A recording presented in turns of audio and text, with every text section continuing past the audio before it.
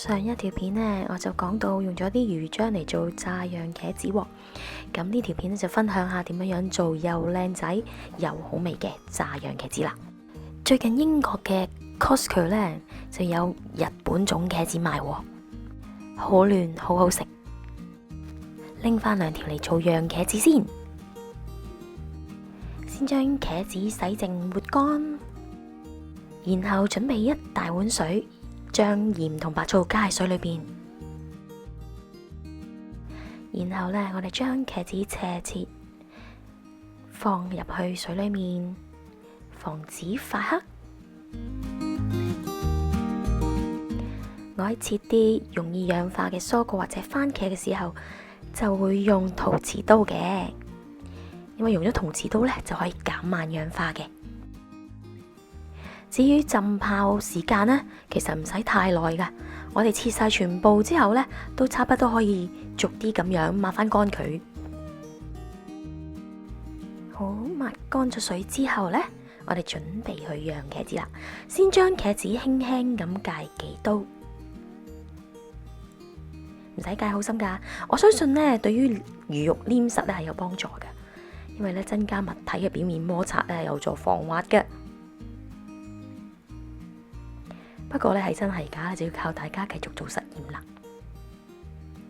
坊間有種說法咧，就係話咧將啲粉上一上去就可以黏住。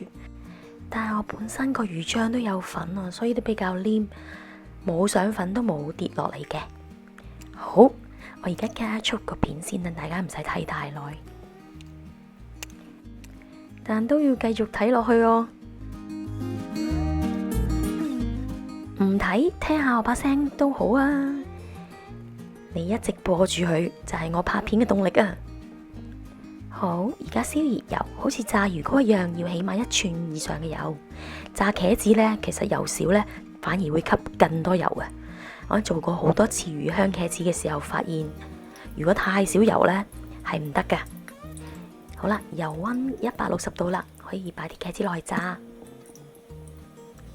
2至3分鐘左右。其實最主要咧就目測睇下嗰個顏色。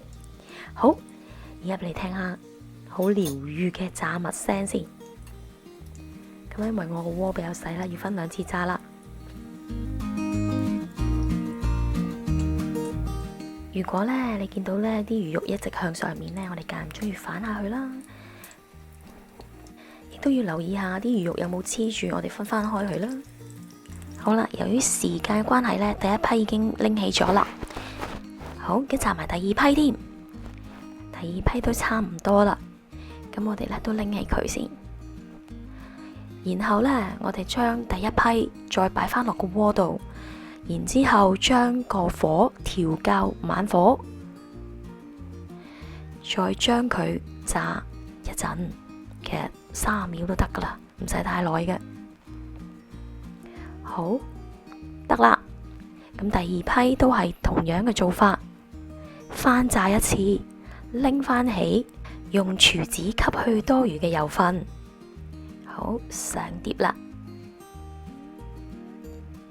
上咗碟之後呢，我哋加上煲仔飯豉油同埋辣椒醬，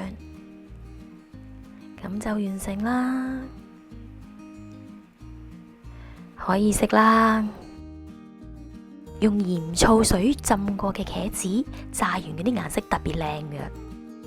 記得呢，炸嘅茄子一定要係油多夠熱，先可以炸出嚟又靚又好食嘅噃。